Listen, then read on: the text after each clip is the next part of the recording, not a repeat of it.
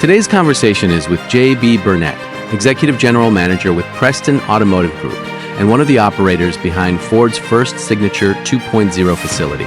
What makes this conversation interesting is that JB is not just talking about customer experience as a slogan. He is rebuilding the dealership environment, the sales process, the technology flow, and the culture around one simple idea. People want transparency, control, and respect for their time. Before we start talking about the Ford Signature 2.0 and the new dealership experience, I want to start with you. What shaped the way you think about people, process, and customer experience? For sure. So a little bit of the journey, I guess, and where I got started. So candidly, I had a little bit of a troubled childhood. I was not the greatest kid in the world, and I got in some trouble when I was a kid.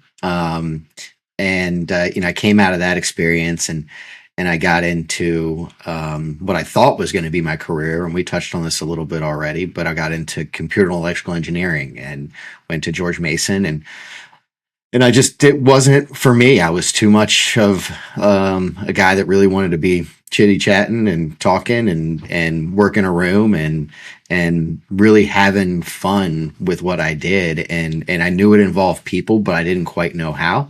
So I ended up dropping out of school and the first thing that hit me was serving tables.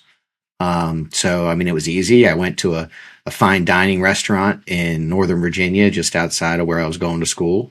And I started serving tables at a fine dining restaurant. And then, we sit there and we make changes and choices. And I found a woman and I moved to Annapolis and moved to Maryland. And so from there, I was like, well, I got to find somewhere to work. So the only place I could get a job at the time was a TGI Fridays in Annapolis. And so I started there and I was, serving tables. And one day I served a group of gentlemen who were on their lunch break from a car dealership. And we were just shooting the crap, going back and forth. And they said, have you ever thought about selling cars? And I was like, no, I'm not going to sell cars. That's commission. And they stopped and they said, isn't what you're doing right now commission? I was like, touche. So I ended up going and interviewing and landing a job. And so I started selling cars. I excelled rather quickly. I got my hands around how the process worked, how I was taught, which is 100% what we're going to get into about the old way to sell a car, how to negotiate, how to battle, how to hold money on trades, how to do all those parts of the business. And then my finance manager came to me one day. He said, hey, man, I'm going to go open my own dealership. He said, I think you're the only person really qualified to do finance. So it was like 6 months in. And I said, sure, I'll learn. So I learned how to do finance and I took his position 6 months into the business. And then from there, I did that for about 3 years. And the general manager I was working for, he ended up going to a different automotive group. And he called me and he said, I think I have an opportunity for you to be a general manager. And I'm a 23-year-old kid, wet behind the ears, don't have any idea how to run a car dealership. I barely know how to do finance. But I mean, I'm one of those guys that's just going to jump in and try to figure it out as you go. And so I went and interviewed with the gentleman that owned the automotive group, and he ended up hiring me on the spot. And so I quit my finance job and I went and became a general manager at a Hyundai store that was open 7 days a week. And I outworked the hard. I didn't know what I was doing. I relied on my fixed ops managers to do what they were supposed to do. I couldn't tell you if they were doing it right or doing it wrong because I was so green. But through trial and error, and I mean trial and error when it comes to leadership, man, because there's so many different styles of leadership. And so at the beginning, like I came in like had an iron fist. I was yelling and screaming. It was exactly how I was taught how to do the car business. That's what my managers did to me, throwing deals across desks and being dramatic. And I couldn't figure out why I couldn't keep an employee. And it just had to hit me yet. And so then I realized I was like, you know what, maybe I'm just hard to work for. So let me flip the switch. And I'm going to be everybody's best friend. So then, we're all hanging out after work, drinking, having a good old time. Like, I'm your best buddy. And then I couldn't figure out why I couldn't get anybody to do work. And so I found in that first, I was at that automotive group for 5 years. I left when I was 28 years old. And at the time when I had gotten in, I didn't realize it, but they were sort of known to have a pretty high turnover rate in general managers. Like if you lasted a year, you were really doing something. Most of it was 6 to 9 months. And I made it 5 years. And so from there, I really had figured out that there's a balance between caring about your employees and taking care of your employees, but still holding accountability through skillful conversations and like the correct kind of fixing things and correcting people. So I left that automotive group, and it was really cool because at 28 years old, everybody knew who I was because I was the kid that lasted with that dealer for 5 years, and nobody could understand how I did it. And so I interviewed with a bunch of people and ended up interviewing with the owner of the Preston Automotive Group, Dave Wilson Jr. And it was probably the most unique of any. We talked for about a month, I think. And during that month, we sat down maybe 3 or 4 times. And I said, I want to make X amount of money and I want to be a general manager. And he said, I don't hire general managers from outside the company. I'm sorry. And I said, well, I got other opportunities. I can be a general manager and I can make X amount of money. And he said, man, I'd love to have you on the team, but it's one of those things. It's a rule I made for myself. I grow people from within the company. And so I kept pushing and pushing. And finally he said, I just don't think this is going to work. And I was like, oh shoot, I sort of like this guy. I don't want to lose the opportunity. I just wanted to be a GM. I didn't want to go backwards. I'd worked so hard to get where I was. And so I said, okay. I'll settle on that. He said, I'll pay you the X amount, but I'm not going to give you the title. If you are what you say you are, I'll give you the opportunities you deserve. And I said, all right. So I signed up blindly. And I was a float and finance manager, sales manager for them at their bigger stores. And one day he comes into me, says, meet me in my office. I go to him and he puts an NDA in front of me. And I didn't know what an NDA was at that point in my life. And so I signed it and I was like, yeah, sure, whatever. I'm here for the ride. And he said, I just bought you a Chrysler store. You're moving to Delaware. And I was like, okay. So at the time, this was this campus here was just a small little used car building at the end of the strip, and from there, I turned the used car department into something that was actually doing something. We were only doing like 15 cars a month before I got here. We got to 30, 40 before we got the franchise, and then over the next 5 years or so, I built the Chrysler franchise to be the number one Chrysler franchise in the region, in the area. We were doing 100 plus new cars a month. We were doing 100 plus used cars a month. It was a really good one-to-one operation. And then we were doing so well, and it was on autopilot, that he challenged me to run a couple of other stores for him. And so I took that challenge, some stores in some areas in like Baltimore that he wasn't as familiar with, that I came from that market. And so I helped out with that. And then COVID hit, and we all know how much that changed the automotive industry. That day will live in infamy in my brain when all the dealerships shut down and I had to furlough hundreds of employees. Probably one of the toughest days of my career. From there, I was able to bring everything sort of back together. We started opening back up, an appointment only, and those kinds of things. I'd already hired general managers for the other locations that I was working in, so I came back to Millsboro, where my Chrysler store was, and got in, pulled my sleeves up, and worked until the world started correcting itself. From there, we had some really good years. The automotive industry just after COVID with the chip shortage, and it was just a perfect storm for a really profitable time in the automotive industry. But ultimately, my goal was to be a multi-rooftop operator. So I ended up taking over our Ford store a few years ago, and then we built we opened a brand new Hyundai point. So I ended up taking that over as well. And so just this past year, we had the opportunity to open the first Signature 2.0 Ford facility in the world. We moved the store about 8 miles down the road to here. And so now we have a Lincoln facility, the Lincoln vitrine, like beautiful boutique showroom. We have the Ford Signature 2.0 store, which we'll get into, is absolutely amazing. I have my Stellantis store that started it all, and I have a temporary home for Hyundai right now that is currently under construction to have a brand new facility as well. Sales. You decided to jump ship from fine dining or from the other stores you were working, which was not fine dining, we should say. Is that fair to Yeah, say for at that sure. time? Right? Yeah. And they go, JB, you gotta go sell cars now. So what did they teach you? So I think one of the biggest things is control. So Control. one of the most common themes of any sales training is keep control of your customer. Take control of the conversation. Lead the conversation. Ask leading questions.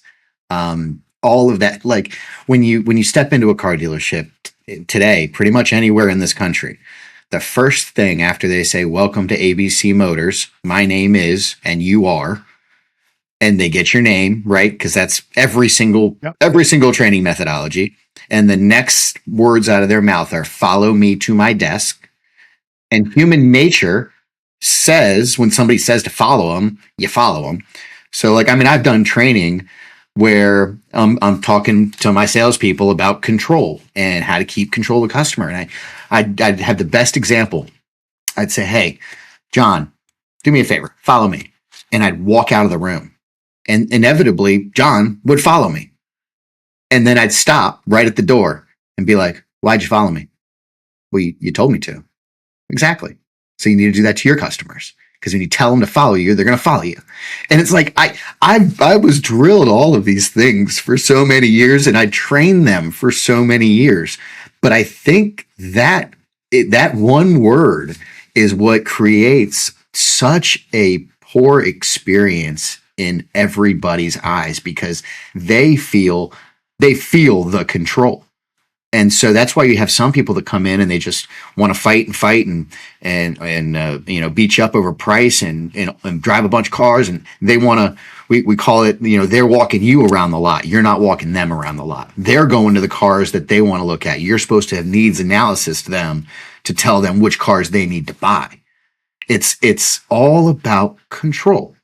And so really the thing that I've really accomplished at this point is I've given the control of the deal back to the guest. Well, to the guest for the first time, because we've been doing the same thing for the last 50 years. And nobody has stopped, looked outside the box and said, "Hey, how can we actually operate differently?"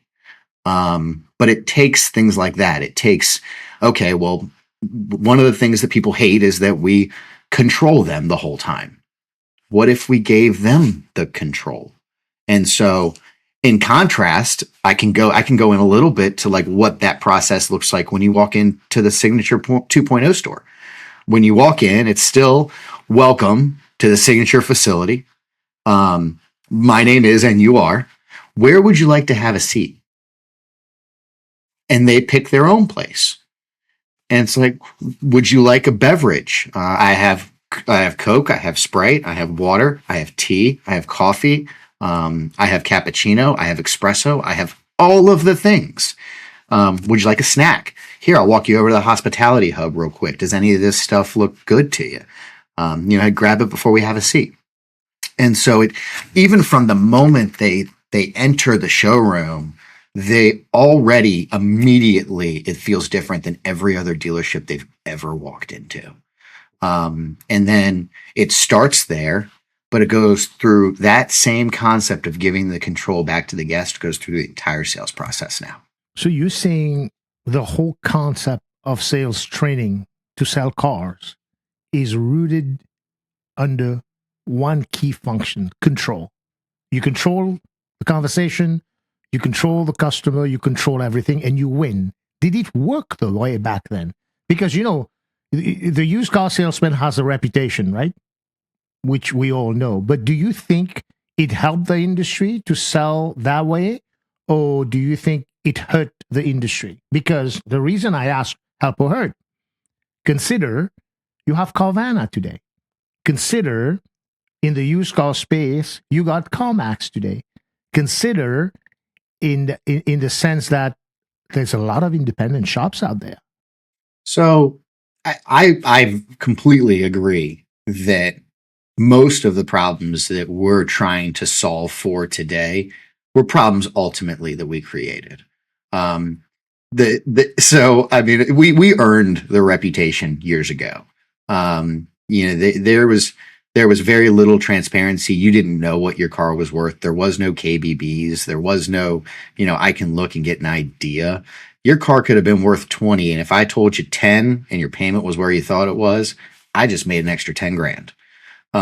So, I mean, that's exactly how shady it was. Now, once the internet really became popular, and since I've really been in the industry myself, it's been relevant that we had to be decent. We couldn't be crazy about numbers because there's a good chance that you went on a KBB or whatever and said, okay, I just want an idea. And if I'm half of what KBB says, I'm wrong.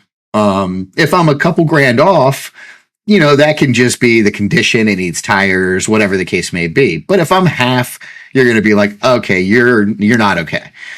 So we've created a lot of that ourselves, but to go back to the control factor, it worked. I'm going to tell you, nobody enjoyed it. Before we opened the Ford 2.0 facility, they did a pre-open training session with us. And one of the stats that Ford shared with us that blew my mind is they surveyed just over 4,000 people. And they said, do you enjoy the current way of buying a car? 11 people said yes out of 4,000. And it's because it's not enjoyable at all. It's about like getting a tooth pulled. Nobody wakes up in the morning and says, oh, I get to go car shopping today and deal with car salespeople. They're like, crap, my check engine light's on and I need tires. I guess it's time for me to go talk to somebody. And so they know they're about to walk into, and we created that. Now, did it work? I mean, we still sold cars. Did it work in a way that was guest centric at all? No. So I went to buy a car. I think, it's been 10 months now. I bought a Suburban at my Chevy dealer next to me. Needed it because 3 kids, 2 dogs, there's very few vehicle, that fits you, what you want to do. You talk about control. The first thing that I realized, I don't think the sales guy really wanted to understand whether I was just window shopping. He didn't take that time. You know what he wanted to do the minute I got there? He needed in an iPad, he was filling out all my credentials. He needed my email, my everything. That was like, I don't think we are ready to share this yet. What is this tendency that the minute the customer walk in, we want to fill some name and email? Are we trying to build a lead list? Is that the first thing? Is that what the sales training say? Or I know you've changed it, but why do they behave this way? Do you know? So there's a couple of different reasons. And just fully transparent, the way my process works, I still get that information, but I get it for a different reason now. I get it to save you time and energy in a little bit. They get it, and I've always gotten it, because there's certain exit points during a deal. They're pretty common. One is, I looked at the car. Okay, cool. I didn't drive it or anything. I'm going to go ahead and I'll be back tomorrow and take a drive in it. And you walk to your car and you leave. And if you don't come back tomorrow, I will have never had a way to follow up with you. And I lost that lead. You get back from a test drive and you're done the test drive and you're like, you know what? I really like that. I'm going to go home, see when the wife wants to come take a test drive in it too. I'll be back. And I think it's the "I'll be back" that we've all heard a million times, and they've never come back. On the way home, you were looking at the Suburban. On the way home, you stopped at the Ford dealer and you bought an Expedition because you liked it better, and you'd already seen the Suburban. And so it really truly for them is a lead source of a way to follow up with you, because sometimes you can't believe when somebody says, "I'll be back." They again could have gone right down the street, found the car they actually loved. Maybe you didn't like the way the seats felt in the Suburban, but you really love the way they felt in the Expedition. And you're like, well, I've already seen that car, so I don't have to come back. And then that lead is gone. Maybe you go to a different dealership and the guy's actually a good salesperson, and he walks you through the needs assessment and lands you on the perfect car. And you have a whole different experience than you had at the first dealership because that guy was new or whatever, didn't know the truck very well, but you had a completely different experience. And you're like, well, I already know what that guy's going to do, so I'm just going to buy from this guy. So it's back to control. It's so that I know that if you leave, I can find you. Whereas I'm right in front of you. I think my good friend JB Burnett said something when I was talking to him when we were preparing for this podcast. He said, people always remember the way you make them feel. That's what you said to me. Absolutely. People remember the way you make them feel. If I came to you, I'm right there in front of you. Take a second, look me in the eyes and figure out about me, make me feel different versus, what's your name again? What's your email? The minute you ask me for my email address, and I always say, don't spam me, okay? You do not have permission. But then you're entered into a CRM that sends automatic emails at 2:00 in the morning. I know. It's just weird, right? It's like in my business, you don't do things this way. I mean, I grew up in enterprise sales. I'm talking to the CEO of some large companies, or maybe the second or third in charge at American Airlines or McKesson. If I try to control a conversation with this guy, security will walk me out of the conference room. You don't lead with control the conversation. You lead with insight. You go to the guy you go, hey, here's what we found out is happening in the airline industry. Delta is seeing it. Southwest Airline is seeing it. Are you seeing the same thing? And the guy look at you and goes, yes, I am. You just led a conversation with insight. Mm-hmm. If he says, I'm not seeing it, then you have an opportunity. You go, here are the trend, here are the tendencies we're seeing in the market. Can you relate to that? We can use this example right now. We go, look at what happened to Spirit, look, the war, the cost of gas. These are all factual things that's happening, right? You cannot deny those. And if the customer says, yeah, I didn't think about it, then you can say, could we explore this idea a little bit further? I didn't sell.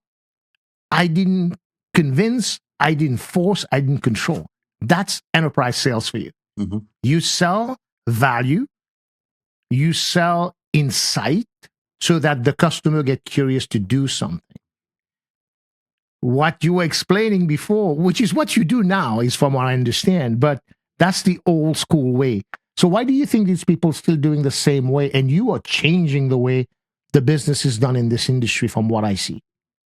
So a lot of it, and it's one of my least favorite things from any employee of mine, is this is how we've always done it.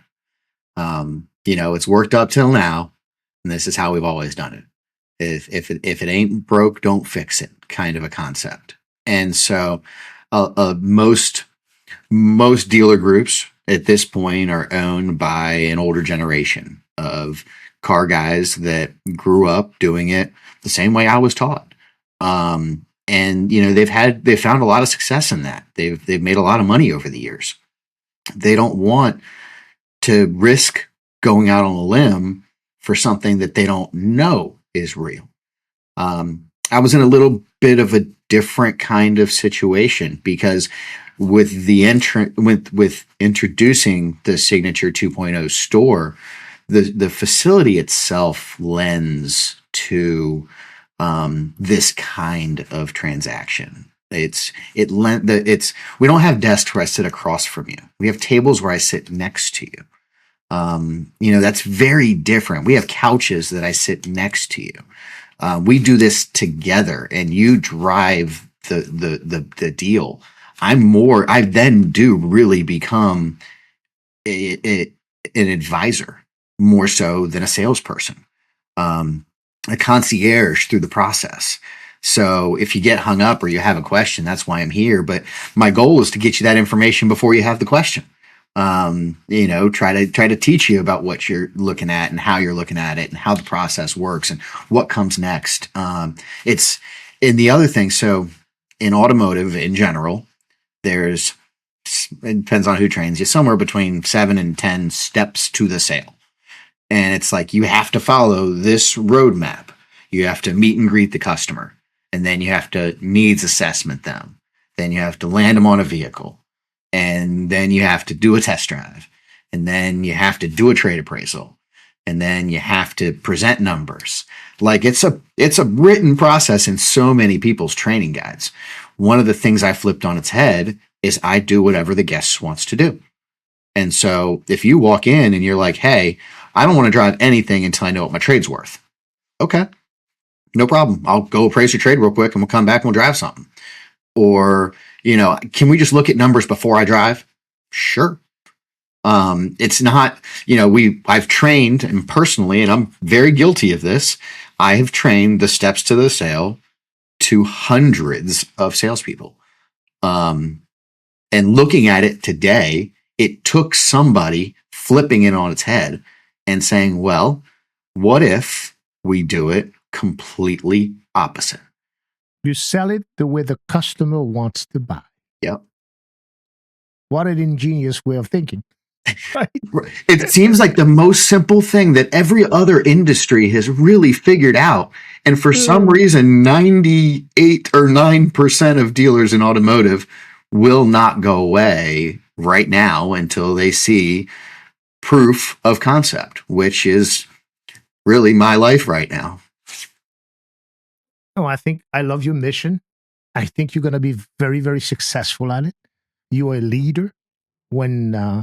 Remember that book we were referring to earlier with Will Guidara? I mean, this guy took, simple concept. Like they talked about, there's a story in the book where there was older couple who came to a restaurant. They had forgotten, it was the anniversary. Mm-hmm. They had forgotten a bottle of champagne that they've put in the fridge at home. And they were afraid that this was going to explode by the time they get home. And they were sharing that with the waiter. And they were stressing. So what the restaurant did, one of the guys just drove to their house and took their keys, right? And went and took the bottle out of the fridge, right? And on top of that, of course, added some chocolate and strawberries and all that stuff. And the idea was nothing but to let that couple who'd been married for I don't know how many years to enjoy their dinner, which they don't get to do that often, right? Mm-hmm. What a concept, right? And I think you're doing a lot of what I see in that aspect. So for that, respect, kudos, and I'm sure we will continue sharing more and more about this as we continue talking. Fair? Yes, sir. Let's talk about this traditional dealership experience. This is what we were discussing. It needs to change or needed to change. You've changed it. How hard is that journey? How difficult is it proving to be? Are you seeing a dip in your numbers? Because look, in the end, this is still a business, right? We can do as many cute things as we want to do and say whatever we want. If the numbers don't match up, do you see in the change approach, is that affecting your numbers? Or do you see more positive in terms of when you look at your benefits overall, bottom, top line? So you're 100% right. We all really need to care about the return on your investment and the profitability, right? So looking from that standard, in pretty much every way that I can measure across every department in this new facility, everything has gone up. Some of it incrementally, some of it vastly has gone up. But I think the other part that I think has a lot of value, I don't know about equal because we're in business, but it's the return on experience.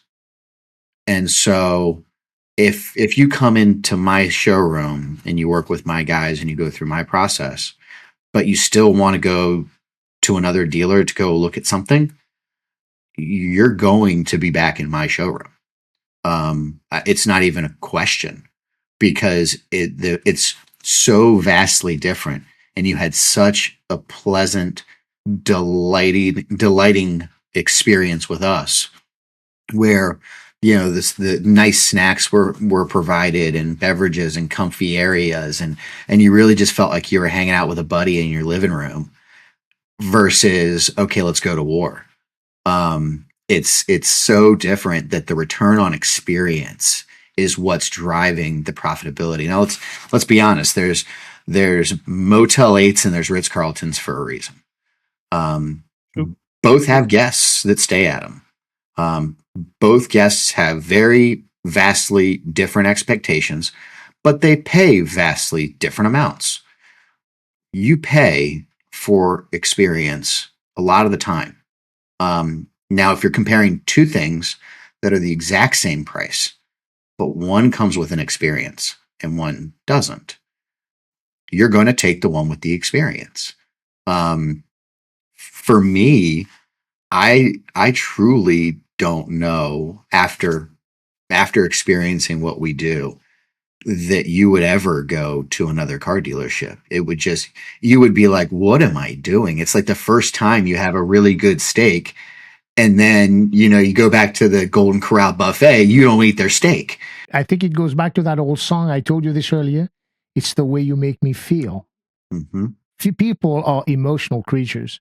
In the end, the snacks by itself, everybody gave snack, man, it's all equal. It's not all about the snack or the drink or the thing. It's the totality, the combination of everything, and the way the people feel when they sit down with you. That's, I think, what is your secret sauce, in my opinion. If anybody's listening, I think that's what they should learn. And that's a hard thing to master. For you, this thing comes naturally because you come from a service business. You have already, and you're taking that and bringing it into the dealership space. It's like kind of like how I translate it. Look, I'm an operator. I'm always looking about formulas, right? What makes this work? So to me, I think what I see is your experience growing up in the restaurant business, fine dining, you kind of brought that to your dealership space. Is that right? Absolutely. Is that the secret sauce? You combine that and a lot of travel and, seeing what real luxury looks like, you know what I mean? And staying in very nice places around the world. And looking, I compare my showroom to some kind of mix between like an Apple store and a luxury hotel lobby. And you can picture both of those in your head, and it's that kind of a feel of a place. And so from walking in and feeling warm and comforted, and not sales desks and 15 people running at you, phones ringing off the hook. I don't have a phone on my showroom floor. And that's one of those weird things that a lot of people don't pay attention to, but you sit in a car dealership, the phone rings all day. And all you hear is just that thing ringing and ringing and ringing. And you're like, dang, is somebody going to answer the phone? Wait, if I call, are they going to answer the phone? Should I buy from here if they don't answer the phone? It's like all those things are going through your brain. We do it all behind the scenes. And so everything that's guest facing is completely about the experience. Everything that is operational is completely away from the guest experience.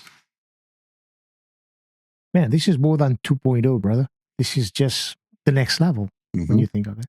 Let me give you a little bit of hope, though. I believe in properly trained technician. I believe in that service that they offer. I don't mind paying a little bit more for it. That's not an issue for me. But to your point, that service is what matters. But going based on that now, do you feel that people are still price conscious all the time, or the majority of the buyers who come to your store, or people are looking for that balance? What are you seeing? So obviously there's a point of charging too much, right? But I think as long as you keep things within reason, most people will prefer the experience for a little bit more money. If you're talking double, probably not. But if you're talking 20% more, probably. Yeah. Yeah, I mean, if you know you're going to be in a comfortable environment, and you know the technicians are going to be certified, you know they're going to honor it if something goes wrong, if they you know there's a parts warranty on it, or you know that the manufacturer is going to stand behind it if you do it at the dealership, more likely. All of those things now start to add that value with the experience. Sure, I'll pay a little bit more. Yeah. My guess, 100%. Since we've moved into the new facility, you can see an uptick in the way that they even spend money in service, because now they're in a really comfortable environment and they're enjoying the environment. So where somebody might come out and say, "Hey, you're going to need brakes. I got them in stock. It's going to take another like 2 hours."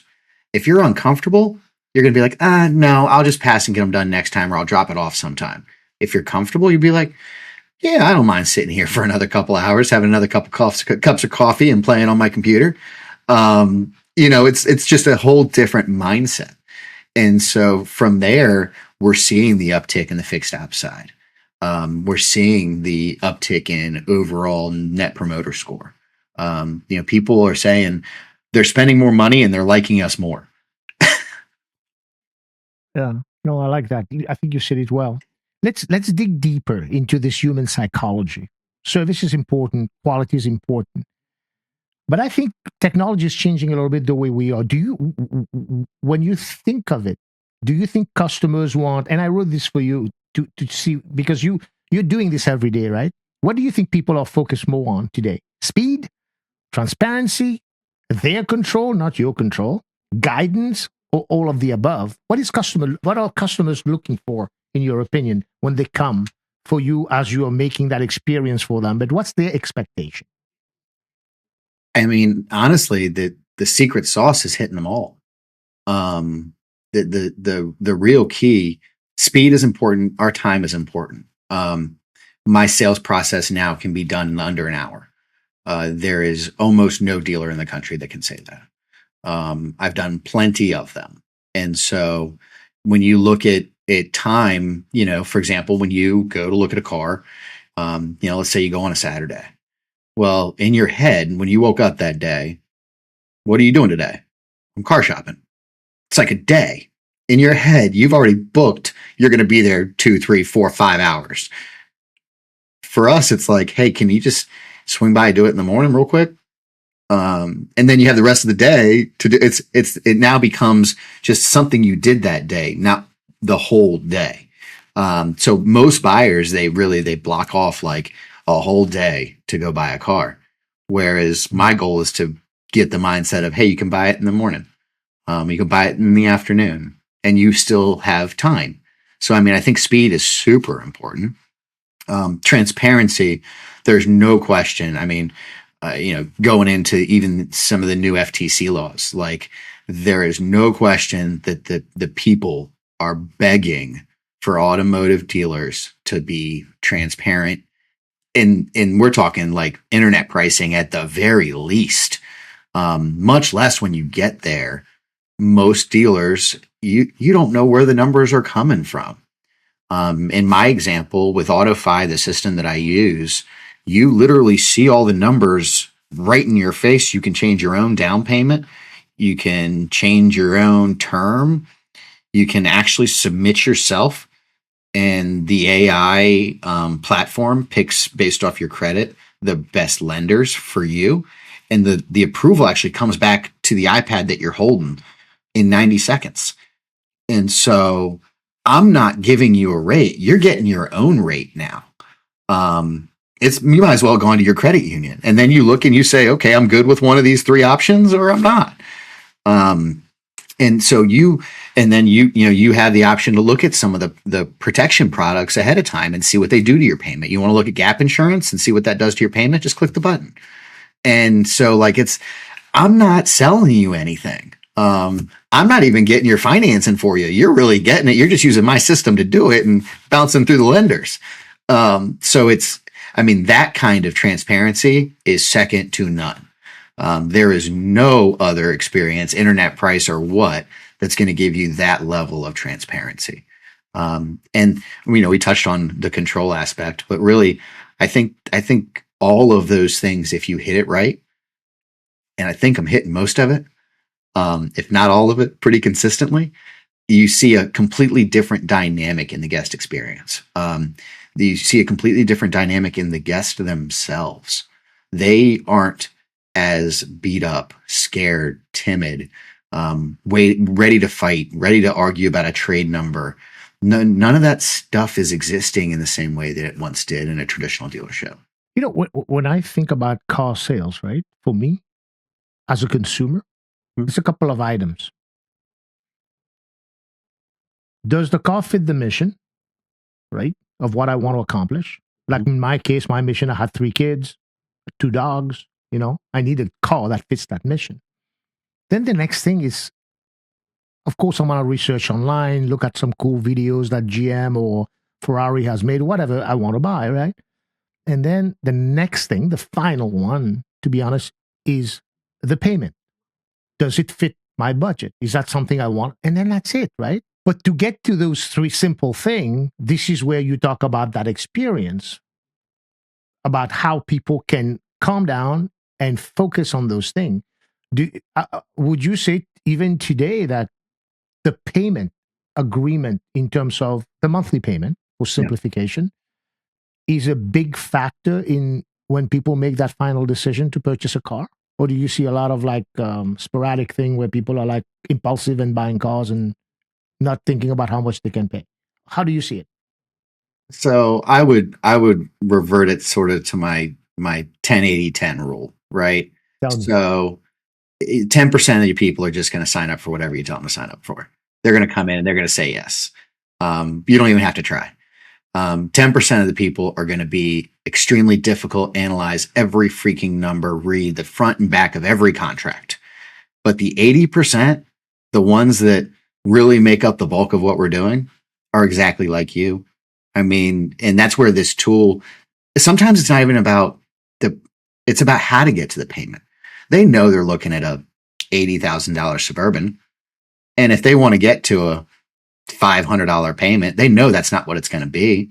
But if they want to put $40,000 down, then they get to their target payment. So what I'm seeing a lot more, so again, traditional versus today, traditional, how much money are you putting down? You're really just going to put your tax and tags down, right? And up to, and if you really had to stretch, that's training verbiage 101 in automotive.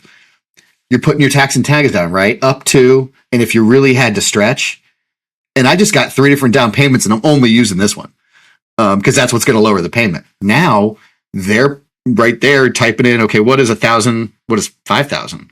Well, what does it take me to get to 400?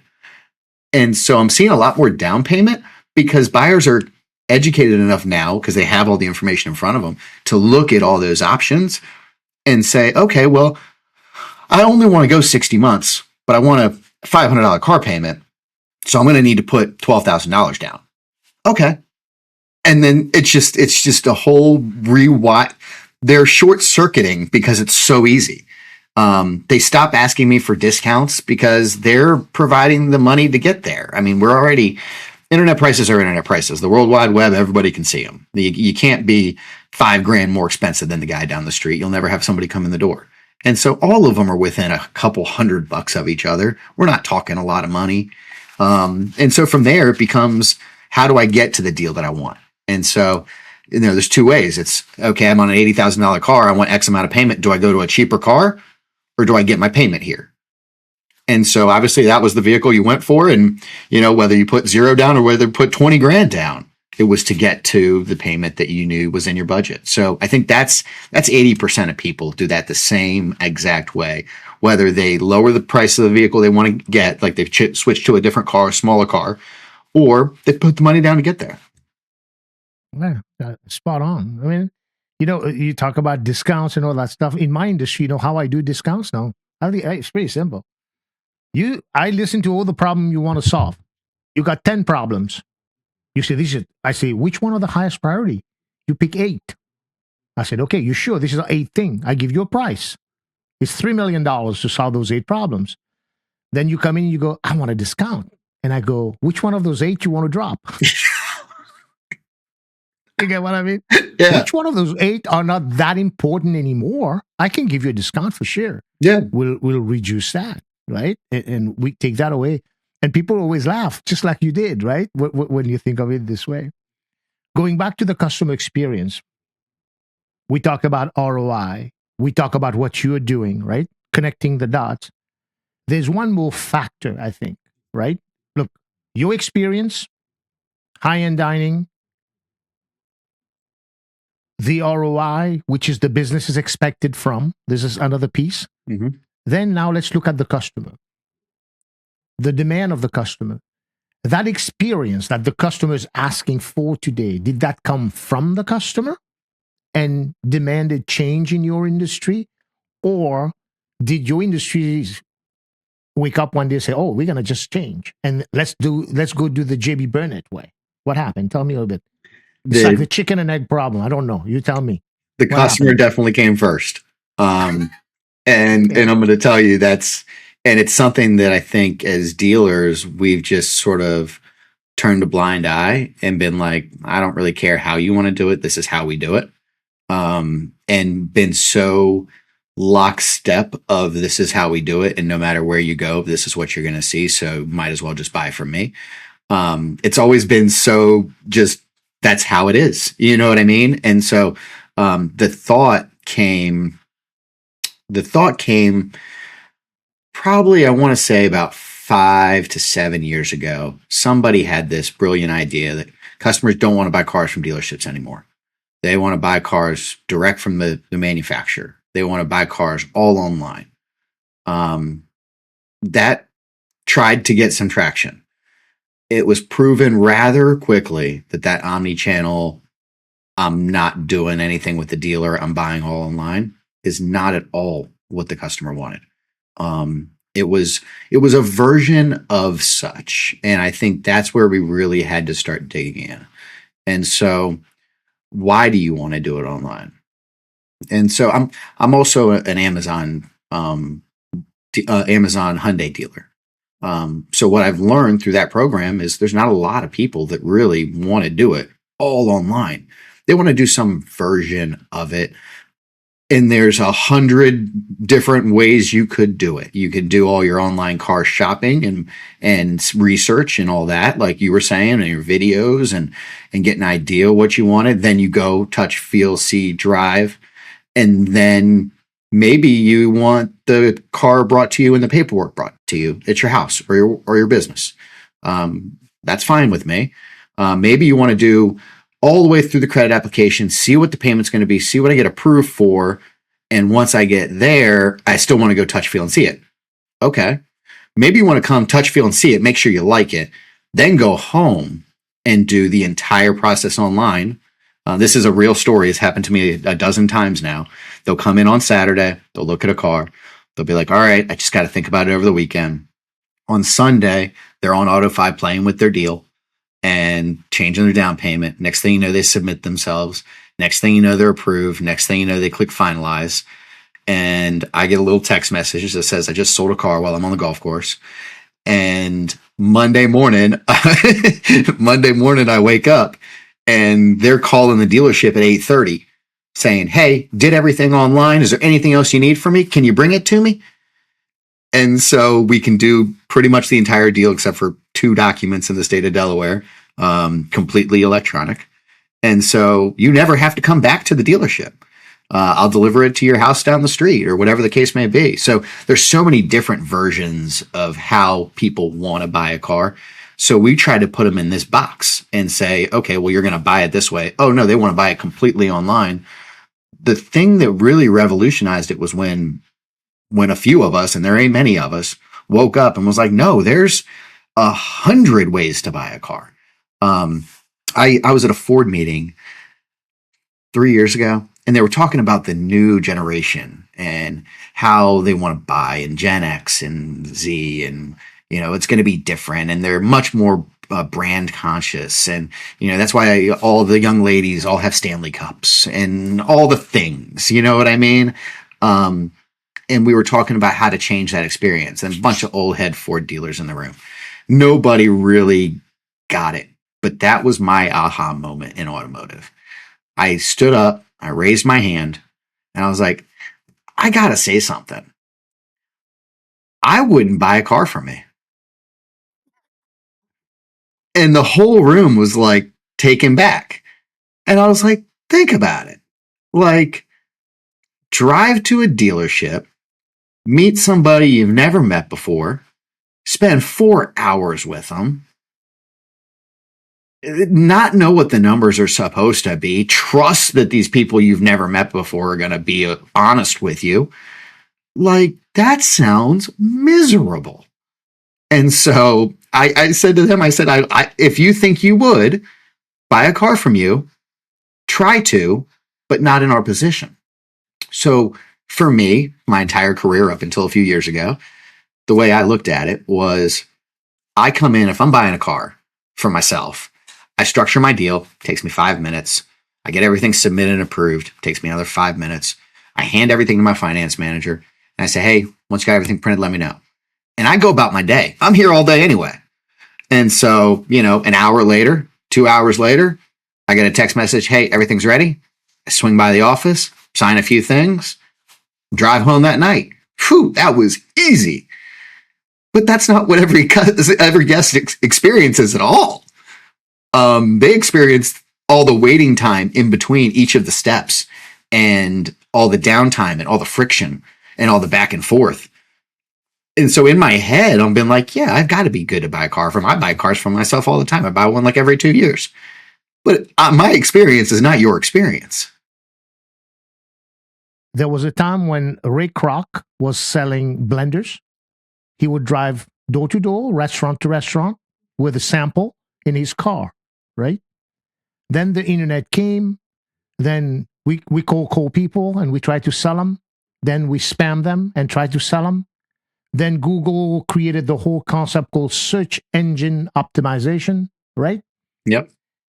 There's a new trend that's happening. And I think that's something you probably are already maybe doing, but should consider, but dealers, I think, should do. Me as a consumer today, I don't know why I should service my car at a dealership, especially at my local dealership. And I think this, what I'm talking about, is a local thing, right? Mm-hmm. That needs to be addressed. Bottom line, what Savico does, my company, we say we educate the buyer before they talk to your salespeople. This is what we do. Very simple.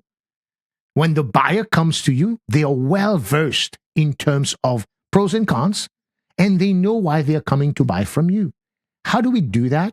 The education starts way before the buyer showed up, because we know buyer behavior has changed. I'll give you an example. I need a piece of software. I got ChatGPT on my phone that I pay $20 for. And what's the first thing that I do? What is the best this for that? Yes? Yep. It's called search intent, right? Mm-hmm. I think dealers need to leverage those. Like, for example, if I want to find out where's the best dealership in that neighborhood that you live, ChatGemini, Perplexity should be able to get your dealership up and say, this is who we are. Why do I need to buy from that? There is certain type of conversation that people are searching for, that today the AI, what I call GEO or AI SEO, this is what we do. I mean, if those can be answered, that's the new way that customers are going to buy from you. That old adage about this is how we do business, you like it or you don't, is over. Because I'll buy online, to your point, or there's 10 other dealers around you. I can go buy a car. But if you make it special, I come. Why should I buy from you? Why do I need to maintain my vehicle? These are all, I believe, are education that should be done online today, the way people are buying, and that helps the dealership, to be honest with you. I think when customer service is concerned, hospitality, which is what I want to jump in next in my next segment, you are the king of hospitality for dealership, my friend. What you've done, I've bought many cars. You've never made me think of it the way you are doing it in your industry, in your space. It's very unique. I mean, I've bought Mercedes, I've bought BMWs. It was the, you know, I used to joke before when during COVID, we were expecting our little girl. So my wife, I had one of those S class, you know, Mercedes, and it was my business car. She's like, the lease is about to end. She goes, man, with a new baby, I don't want to be bending down to strap the baby in that car. We need something a little bit higher. So we went and looked at those GL type of series, right? This is when I realized things kind of change. The guy didn't even give me like a small little plastic pen, to be honest with you, or offered it to me when I was there. And then I started looking. There was a time when you buy a car from a dealership, they have all this cool little swag. At least you get to pick one. I bought a tractor, man. It's a tractor dealer. I bought a Mahindra. When I was there, No Tex Tractor said, you want a hat? You want a t-shirt? How could they afford it? It's not about the t-shirt. It's not about the hat. It's about you make me feel that you value what I'm doing. I've noticed in the dealership business, you guys have changed this because margin is so small, I figure out. Now you can't again afford to give a guy a stupid hat that will put your brand out there. But you don't have a problem spending $300 to acquire one customer. There's a lot of lame stuff going on, right? You have no problem. That's the cock for a car dealership. They spend about $300 to bring a customer in the dealership, in marketing and advertising. But when the customer is already there to increase that lifetime value, they'll hate to give them like a $10 hat that will advertise my dealership in the no public. Or when I'm playing golf, everybody looks at my hat, say, hey, you bought your car there? Yeah, great people, great conversation starter. What is it, margin? What is it? But I think you're changing a lot of those things. Would you agree with what I'm saying, or you say I'm off? No, you're 100% right for most dealerships, and it's a misplaced expense reduction that people don't see value in as much as we once did. Now, I'll give you a couple examples of how I do things a little different, and even how the Preston Automotive Group, my parent company, does things a little different. So we actually have a little mascot, and it's a frog. Started years and years and years ago, but it was leap year one year, and they're trying to think of like a cool sales promo concept. And so our founder, he said, let's give away a big plush frog with every purchase, like a stuffed animal frog. And that'd be what we do this month. And so it got so much hype in the local community that the next month, when we didn't do it, everybody was like, bring back the frog. And so, so from there, I know it's the craziest, but it's great. So from there, it's evolved over the years. JB. Yeah. You fit your brand, bro. So now keep going. We give one of these little guys with every purchase. Check it out. And so every one of these frogs now, we change the color every month. So pink is Breast Cancer Awareness Month, and we donate money to Leaping for a Cure. So we have, kids awareness, brain health, support our troops, all of the things. So now the frog that we give away is actually tied to something having to do locally with our community, with a charity or somebody that, that helps underprivileged kids or whatever the case may be. But we try to tie everything back to the community and make sure that, one, people collect the frogs, and they intentionally buy cars in different months to get different color frogs, and they'll stack them right on their dashboard. And so some people, you could drive around our community and you'll see frogs all the way across somebody's dashboard because they bought that many cars from the Preston Automotive Group.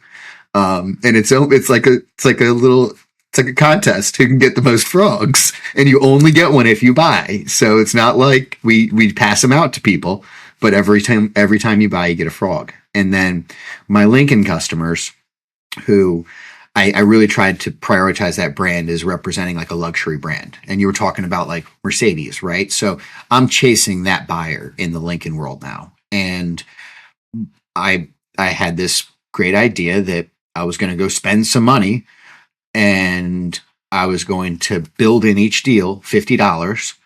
And with that $50, my wife actually makes them, but I give them a black bag.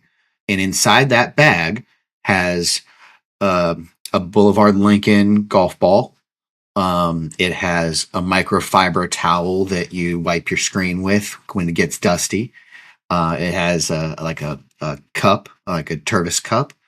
And then there's a bunch of other stuff that like is like a surprise. Like you might get a hat or you might get a shirt. Like there's the one item that's sort of the bigger ticket item that is different in every bag. And so we hand the Lincoln guests the bag and they get to open it and see what, the little cool stuff that we give them.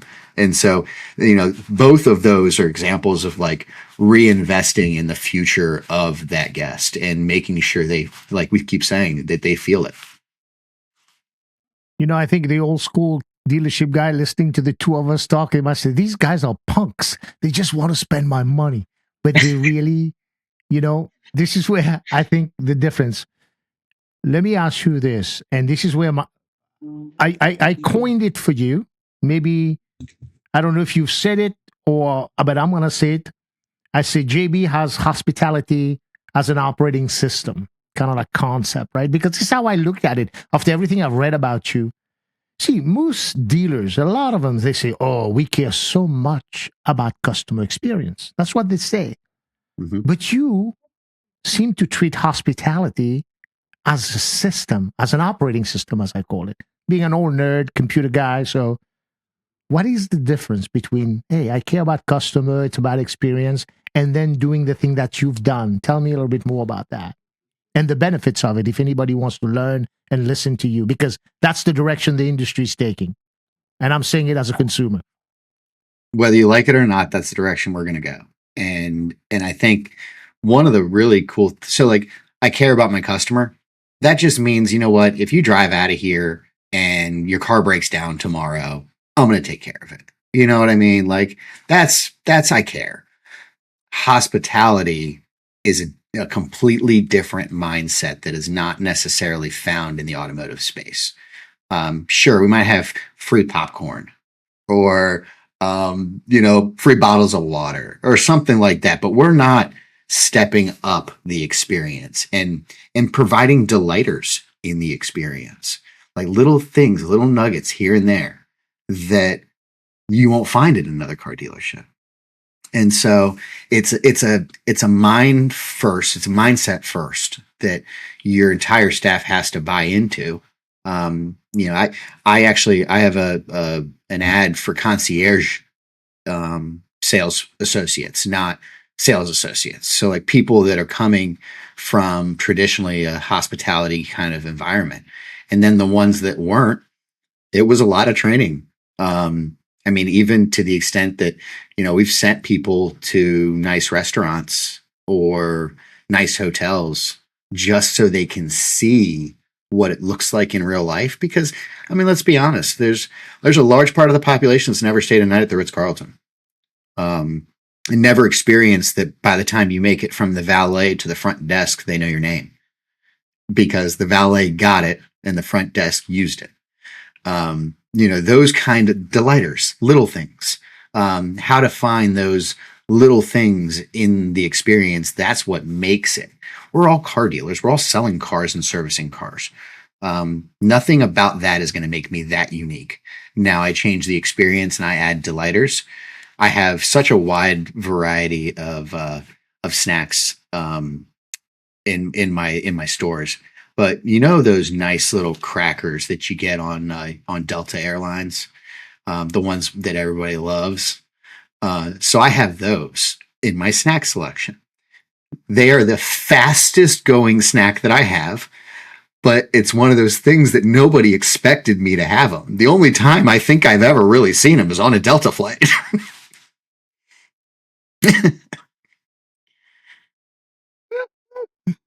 No, like I said, you got that down to a science, brother. You got that down to a science. So share the secret. In your operating system, when I walk into that dealership, the first few minutes, define how should I feel as a customer? What are you trying to, come on, tell us. The first thing you'll think is, I don't feel like I'm in a car dealership. The first thing you'll think is that you just walked into a nice hotel and you're getting checked in. And that's, I think, so that's going to be a big difference when you're talking about collecting that information, right? When you walk in to see us, I'm giving you the food first, the beverage first. I'm letting you sit in a comfortable area, and then I'm checking you in for your reservation. And I say reservation, and you've heard me say guest this entire conversation, but I think one thing that a lot of people don't put enough emphasis on is that the verbiage that your people use matters. So if you're saying appointment, where do we have appointments? We have appointments at dentist offices. Nobody enjoys that. And so we have reservations at our favorite restaurant. So we switched from appointments to reservations, and we switched from customers to guests. Just those two tweaks in verbiage. When let's say you call me and you've called another dealership, the other dealership's going to say, okay, well, when can you come in? I got to make you an appointment. And you're like, well, I can come in at 2:00 on Sunday. All right, great. All right. When you call me, it's, hey, I'm going to go ahead and make you a reservation. What time would you like to come in? And you're like, a reservation? Okay. And it just from the moment we interact, it changes your mindset.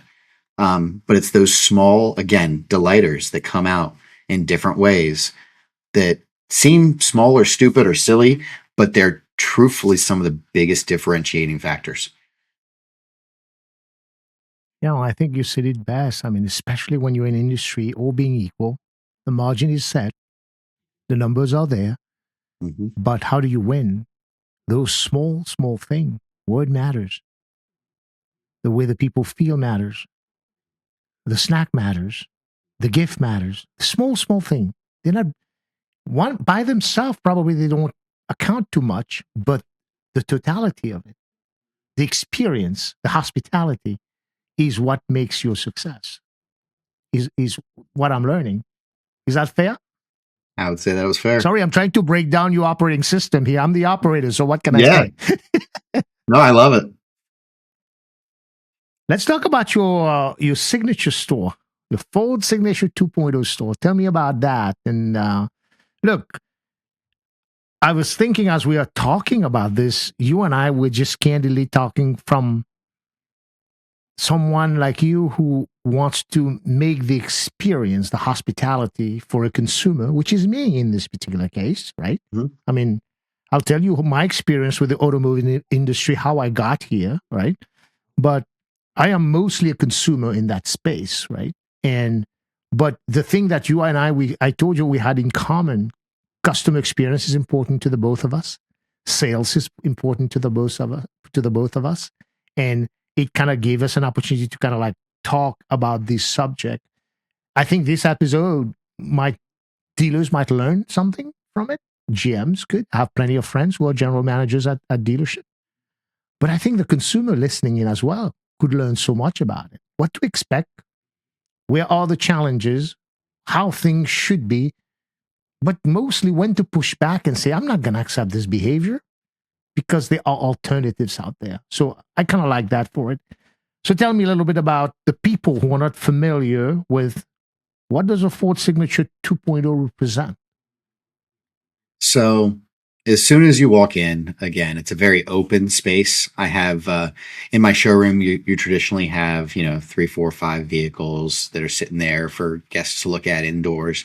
Well, I only have 2, but both are set up with lifestyle displays.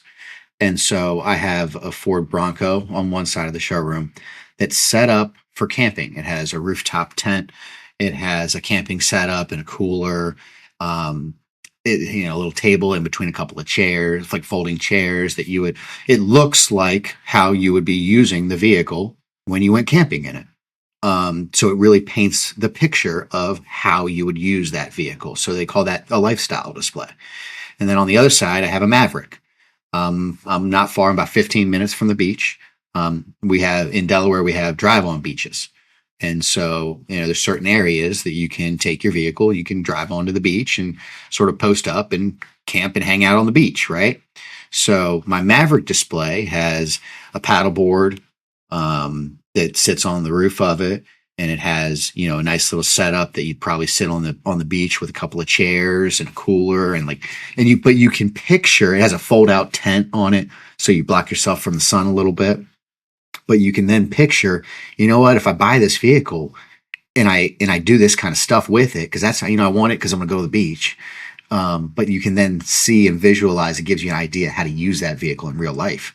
So instead of filling my showroom with just a bunch of cars, I fill it with 2 real life scenarios of how you would be using the vehicle. And so from there, as you continue, right in the middle is a gigantic bar height 25-foot counter with a built-in sink, and a coffee maker that makes any version of coffee you could ever want in your life, and all my snacks and stuff. So that's our hospitality hub. That's where, guests can go up themselves, or my associates will come up and they'll go through that stuff and show them different, options and what they can do. But it's free to them to come up, or it's free for our associates to help our guests. So you have that right in the middle of your showroom.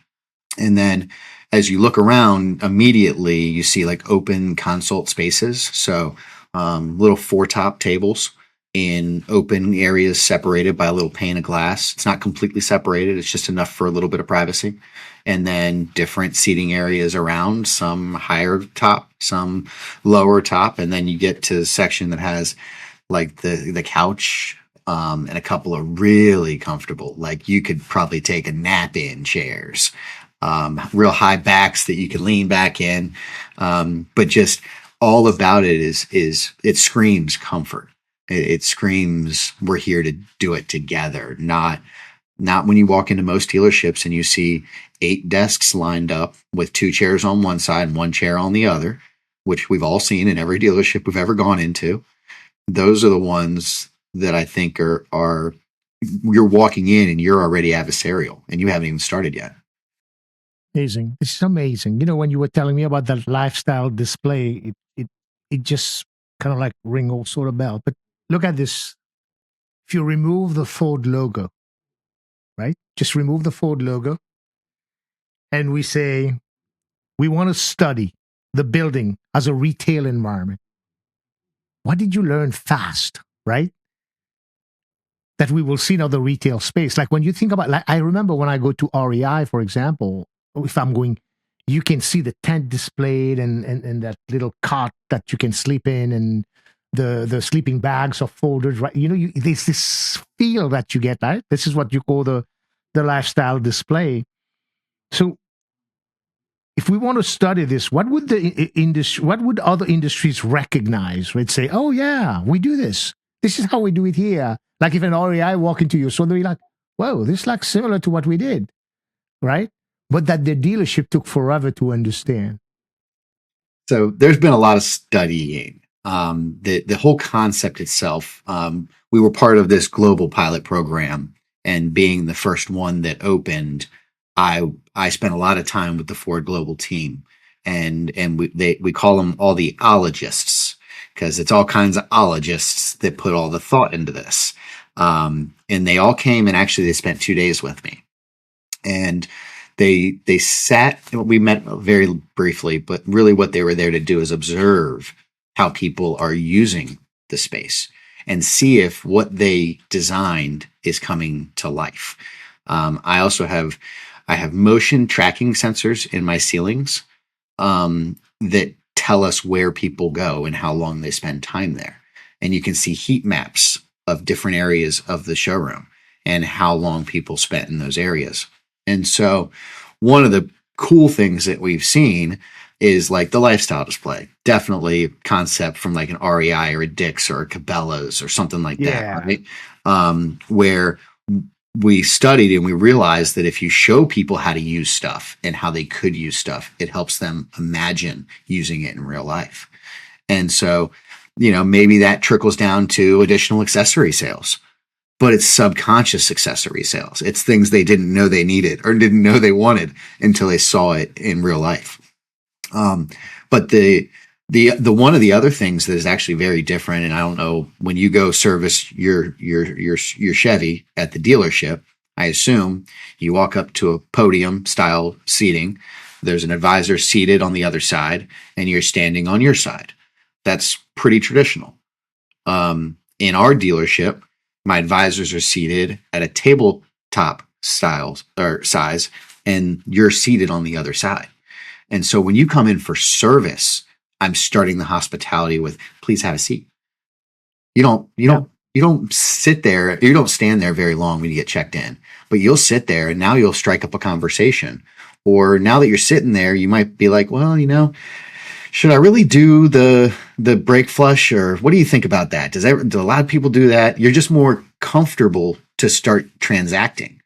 And so like all of these little things are so intentionally designed. We have a beautiful merch area that has, all the stuff like you're talking about, the sweaters, the hats, the tumblers, all that stuff, all Ford all over it, right? People buy it because it's there and it's cool. And they're like, oh, I want a sweater. And that says Ford.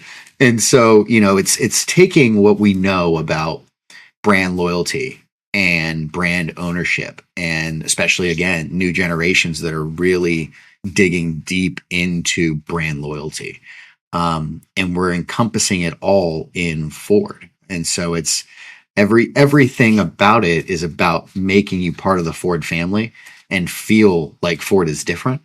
And so the overall concepts, most of it I haven't really seen. I don't know a lot of places that I've been to that, other than, really nice hotels that have comfortable seating areas in the lobby area. But short of that, I don't know a lot of even retail establishments that have stuff like that. So Yeah. it's really trying to change the perception of what an automotive dealership should feel like. And we've actually encouraged people to come like whenever. Like if you're driving by and you realize that you can slide in and grab a cappuccino instead of stopping at Starbucks down the street, I'm okay with that. You don't have to buy something to get a cup of coffee. So like I have people that'll just come in, grab coffee and take off. But it's like that now it's becoming a community space. It's not becoming a car dealership. People are stopping for different reasons.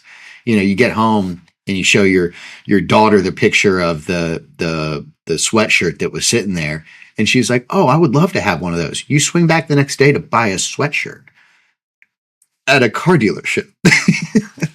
When I hear your story, to me, it's like Boeing builds an airplane, but the real people who make the airplane shines are the pilot who flies them, the flight attendant who service you on those beautiful planes. You've traveled on Emirates. The experience is amazing. Mm-hmm.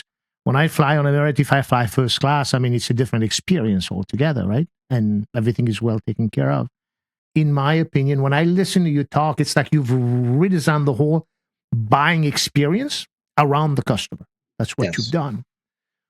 But what are you observing from online? You talk about it to the human interaction. What are the customers telling you they want today? Do they want more online stuff, or do they like that experience you're creating? Tell me a little bit more how people are reacting to this whole thing. It's been very foreign to most people. They almost don't even know what to expect because it is so different. But once they make it even into the process, not even through, but into, they start to see the value immediately, and they are delighted of the difference. I was talking to a sales associate this morning, and I have not had one single person that has come in, gone through my AutoFi process and said, "This is terrible." Every single person is so pleasantly surprised of how easy the transaction is, how seamless, how few friction points. Everything about the experience, the facility. I mean, that's, again, you catch them the minute they walk in the door and they see that this is not like the last dealership they were in. It sets the tone for the rest of the experience to just be completely different.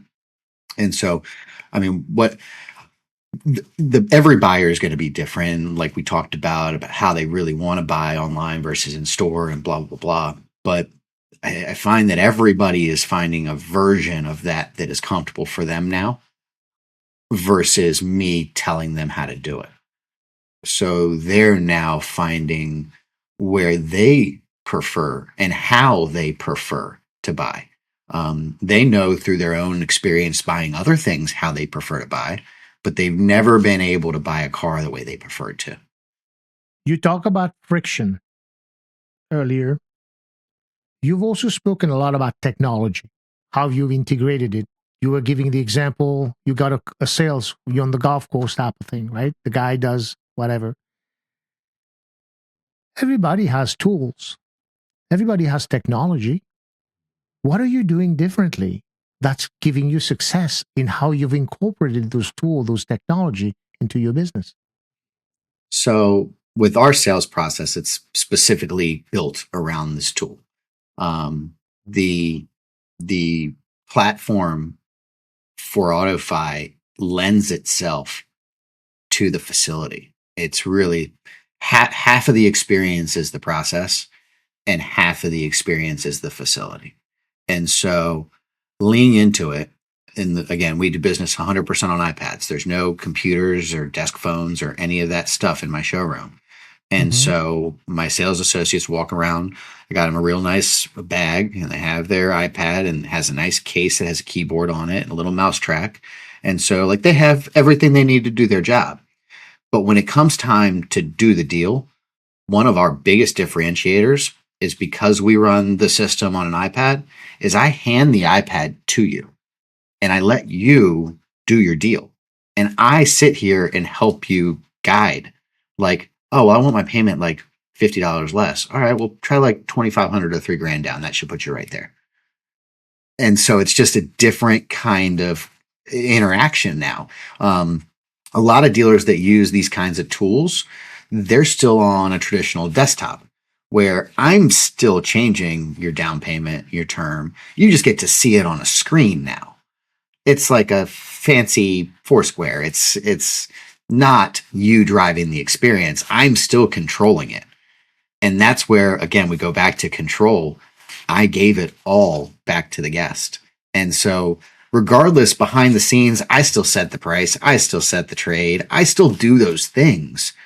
But they feel like they're controlling the deal when they set their down payment, set their terms, submit themselves, select a lender, doing all of those things that traditionally I would be doing for you. Behind the scenes, taking a long time to do it. Because the funny thing about the car business, right? So you might have one manager at the desk and you got 7 salespeople in the showroom. And maybe you're working 3 or 4 deals. Well, this guy just brought you a trade appraisal. This guy just had you submit numbers. This guy needs you to redo the numbers with $10,000 down as opposed to $5,000 down. Well, that 10 versus 5, it only takes me a minute to do. But I got to do this trade appraisal real quick. And I got to do this real quick. So in order for you as a guest sitting there to get the difference in $5,000 and $10,000 down, it could take 15 or 20 minutes. You're doing it instantly. No, I'll validate what you just said. When I bought my Suburban, and anytime I've went to a dealership to buy a car, the moment I'm always the most uncomfortable during the whole process is when I say, what if I do that? What happened? And the guy goes behind his computer and he starts typing on his screen. And you are wondering in the back. I'm a human, right? Human nature, we're always suspicious. I'm like, What is he doing to jack up the price or to make this messed up, right? You always, but you turning the iPad. My wife worked with a company called Tire Connect by Bridgestone. And that was one of the main thing about how they enhance the OEM tire program. They go, these things are just clunky. What Bridgestone Tire Connect did, like on an iPad, Let the customer help search with the tire, the OEM tire, and all that stuff. Pick their tire, buy it. It's all transparent. Transparency is the key here. When you put that iPad into the customer hand, and I feel I'm driving my deal, my sales, you, my friend, have taken control from the old school sales guy that said control the conversation. You've handed that control to the customer to buy themselves their car, pretty much. Am I right? It's absolutely spot on, and the reaction that you get. I mean, the one, because they can see it, they don't ask as many questions about the numbers because the numbers are right there. They don't ask a lot of questions about the trade because it's right there. Their payoff is right there. One of the things that really keeps this so simple, and the reason we collect information early. So when you first arrive and we get settled and we get your snacks or your water or whatever you need, and I get you checked in for your reservation, then I'm immediately going to ask you if you're trading something. And the reason that I'm going to do that is not because I need to hide money on your trade. It's because the minute we get back from the test drive, 15, 20 minutes from now, every single number is going to be at your fingertips. And so it's a different, now I'm telling you why I'm doing it. And it's not because I want to rob you of your trade or, oh, I need to know if you have a trade. There's all these don't buy car people that say, oh, don't tell them about the trade till the very end. All you're doing is cost yourself time in my process. If you tell me about the trade up front, my guy's going to appraise that thing, put the number in the system, pull your payoff. When you sit back down from your test drive, you're immediately going to know all your numbers. There is no, all right, well, great test drive. Let me go get numbers. It's all instant.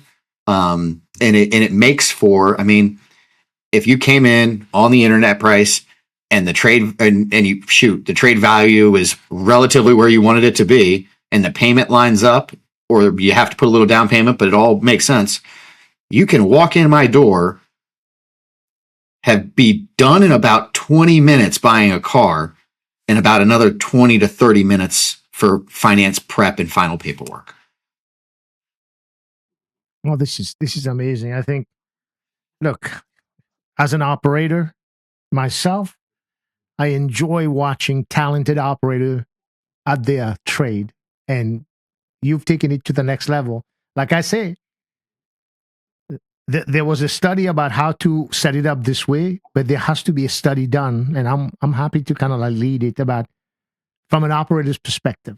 How is this getting operated on a daily basis? Right? That's to me the more scientific thing. How you are taking something that has been here forever, you are transforming it, you're changing the experience, and like you said, PVR had increased, right? You're making more money.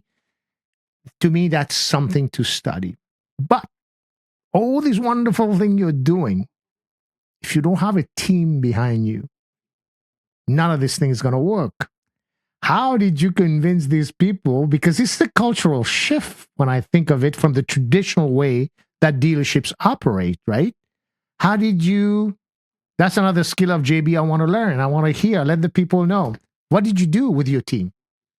So a lot of it was really good prior preparation. So we purchased the iPads before we moved. We got them used to using iPads. I encouraged them to not use their desktop computer, even though they still had one sitting there. So I that prior preparation and prior conditioning of that behavior. But the other side of it, and it's sort of weird to say, but they didn't really have an option because there's no computers in that showroom. You had to change something. They have like a workroom in the back that has zero visibility of the guests in the showroom, zero visibility of somebody walking in the door, that they can go work on a computer if they need to. My average salesperson spends less than 30 minutes a day back there. They do their follow-up calls. They do everything else right out in the open, off their tablet. And so the cool thing was I didn't give them an option, but I gave them enough support. I gave them the tools necessary. And once the first couple times they sold cars, they're like, why would we do this any other way? I'll be honest with you, with the technology side, I mean, I had some concerns of some of the staff moving into the new facility. I was afraid that a couple of the guys might not be able to convert, that they would be stuck in their old ways and not see the new era. Surprisingly, I didn't lose a single person through this transition. They all made the transition, and part of it was we all believed in it together, and we were all part of something special. I mean, really changing the way that people buy cars to a way that they want to buy cars makes a salesperson's job so much easier, because you're finding success now in ways that other people can't even provide. And so a big thing for me was encouraging like how special this really is if we do it right. If we can nail this, we are going to look very different than the next place they go or the last place they were. Oh, that's well said. Change always looks easier from the outside, right? Ah, what was the hardest part for you in leading through this transition? Because look, you moved from a traditional way. I know your mind was different, but you had to convince a bunch of people. Then you kind of changed the model, right? The whole building was different. What was the hardest thing for you It was leading that? it was building the airplane in the air. Um, I've never nobody else has gone down this path, so I didn't There you go. have a blueprint. I didn't have somebody else to like be like, okay, well, what'd you do? What are best practices? It was pretty cool because Ford sort of came to me and said, hey, this is how we want it to look. This is what we want to focus on. Now, can you help us figure out how to do it? And so, like, I was able to really write the model of what this looks like for the next generation of Ford dealers too, because this is their future this is their future model. And so, if a guy wants to remodel his Ford store today, this is the remodel that he's going into. And so, from there, now, they come visit me. This morning, I had some dealer visitors that come see my facility, and I show them around. I show them the process. I show them the technology. But now I'm the blueprint, and so that was very challenging to really think like there wasn't a box. But a quote I've heard recently that I've really adopted was, "What is new now? What is normal now was once new. What is normal Very true. now was once new." You and I both had our first phones. If you're born today, everybody has a phone. You and I experienced the internet, and we heard dial-up, and it was the craziest sound we've ever heard. They don't even know what AOL, dial-up. baby. AOL. You remember AOL, buddy. that? But today it's, if you don't have Wi-Fi on your plane, you're crazy. That's true. You stuck in that tube in the air. It's like you gotta have something to do. Yeah. I agree with you. Oh man, this is something else. Something else. So, tell us a little bit about patience. I'm assuming that thing tested you in many different ways. This is what I say. You build something unique. Somebody kind of say, hey, here's this. And you said you build a plane. There was no blueprint like you mentioned. I love the idea of what you did with pre-training your employees, getting them prepared, especially for guys who are not used to using an iPad. So I always said, if you have too many things to learn in one time, it becomes impossible. But if you phase the learning, you learn it before you show up for the game. Now all of a sudden, it becomes easy, which is amazing. Brilliant idea. So let's talk about your patience, my friend. How did that improve it? So we faced a lot of challenges.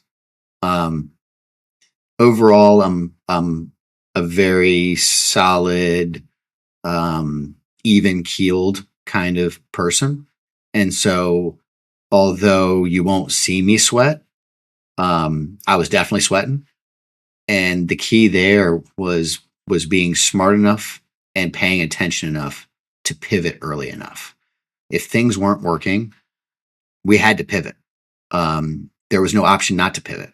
When we found, flaws in our process or why things weren't catching, why people weren't doing certain things, why the trade wasn't getting to the sales manager before the test drive, like we had to pivot. We had to change our process. We had a written process that we had to change a couple of times, so that it's repeatable and scalable. And so, there was a lot of days I didn't know what the answer was at first that, we really had to put some thought into. And I didn't have anybody to call and ask. And so it was we're going to figure it out. Everything in this world is figure outable. And you talk about scale. I have now scaled this concept to my Hyundai store, and my Chrysler Dodge Jeep Ram store. And so my Hyundai store will be the first Hyundai store of its kind in the world that has a design layout with open seating and comfortable seating, with no desks or computers in the showroom, and following the same philosophy of the future of automotive. Look, we've talked so far about the front part, the variable ops piece. But will you tell me that the Bronco or that the F-150, I still got to maintain it? How does all this amazing thing you've done on the front end translate back end into fixed operations? How are you consistently maintaining what you set up as expectation when I bought my car from you? How does that translate and continue that level of support? Because remember, lifetime value, baby. I'm going to come back and buy another car from you, or I'm just not going to come at all. Tell me about the secret. So we have transitioned to a complete tablet-based process for service as well. Okay. So we use a tool that allows them to do electronic MPIs, video walkarounds for MPIs. And so you'll have a video from your technician that says, hey, this is what's going on with your car. All that stuff goes directly to your cell phone, whether you're there or not. And we've changed the way that advisors are interacting with our guests. So as I told you, they're sitting now, they're not standing. And so we're having more of a personable kind of conversation. And there is no service waiting area or sales waiting area. It's just all an area. So they don't walk them to anywhere in particular. So what it sort of looks like in real life is once we finish writing you up and I walk around your car and do the inspection with you and put down whatever services you're getting, you get a welcome text that says, hey, this is where you're at. And this is, what we're getting done today. And then my advisor will get up and walk you into the middle of the showroom right next to the hospitality hub. And if this is your first time here, it becomes a little bit of a, let me explain the space. Here's some snacks, some beverages down here, coffee machine here. You're welcome to anything that you'd like. We have multiple options of seating. If you'd like to sit somewhere up front, be able to, check out the highway and look at the beautiful blue sky, you're welcome to. If you need somewhere a little bit more private, you can use one of these open consult spaces. We also have some closed consult spaces, or you're welcome to hang out on the couches there where the TVs are. So help yourself to the space, and I'll let you know, or let me know if you need anything. And so and I talked about this morning with this other dealer. I've never seen this before. You take a guest into the space. They go, and let's just say hypothetically, they grab a cup of coffee and they sit down on one of the couches. 20 minutes goes by. They finish their cup of coffee. They got to throw their cup away. They walk up, they throw their cup away, and they mosey around to the lifestyle display. And they check that out for a little bit. And then they walk over and they have a seat at the hub. Completely different space, completely different seating. And then 20 minutes goes by and he's like, I need a water. So he gets up and he goes and grabs a water. And then he moseys to some of the tables in the front and has a seat there. But you think about when you've ever waited in a waiting room at a car dealership, or me or anybody, once you sit your butt down, that's like your spot. And you're sitting there probably the whole time, unless you're getting up to grab a coffee or whatever the case may be. But then you're probably going back to the same chair. This has opened the space to be explorative, which is just a wild concept. But it's really cool to watch happen in real life. Do you think fixed stops is underestimated when customer loyalty is concerned? Because you're building it up front. Because service now is going to maintain it in so many ways, right? Because that's what happens. Do you think in some ways fixed operations is underestimated when loyalty is concerned? Or you think you guys got that figured out too? I mean, I'll tell you, it's something that we've always believed in, that sales sells the first car, service sells the second, third, fourth, and fifth. That, that is 100% true, because in the lifespan of that vehicle, whether you had it for a year or 5 years and you came in X amount of times and you built those relationships and that rapport, you're naturally gonna gravitate back to that dealer. Just because you feel a little bit more comfortable that you're going to see some faces that you recognize when you walk in. And so a lot of the times, I think the mistake that we make on the service side is we don't take the steps to make it special and to go above and beyond, or to even step up for the guest. And there's a lot of situations where service isn't black and white, where you might submit a warranty claim and it might get denied.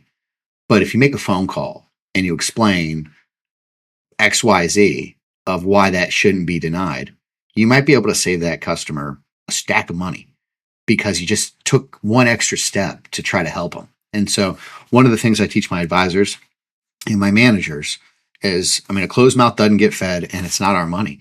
And so if you have an extended warranty or a manufacturer's warranty that's not covering something, and they send you an alert on your email or a portal or something that says, yeah, I can't cover it, go one more step and see. See if you ask the right question to the right person, if you can get that covered. And then what does that conversation look like? Hey, so you need a tie rod. It's actually out of warranty for the tie rod by 1,000 miles. Cost on it's going to be, $1,250. But I will tell you, I made a phone call to see, because it's only 1,000 miles, to see if I could get it covered. They were actually able to cover 75% of it.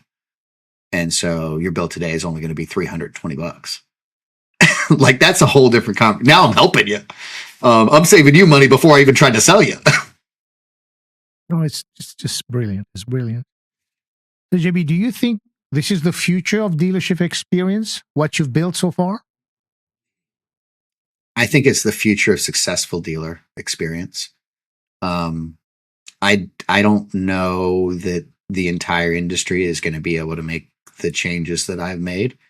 But I think what you'll find is those dealers in the coming years, probably not long, because the consumer base is finding out about stuff like I'm doing rather quickly. And it's one of those that if you don't come along for the ride, it might leave you. It might leave you behind. The consumer is going to make that decision. It's not going to be the dealer. It's not going to be the OEM. The consumer is going to decide that they no longer want to do business with dealers that don't think like this.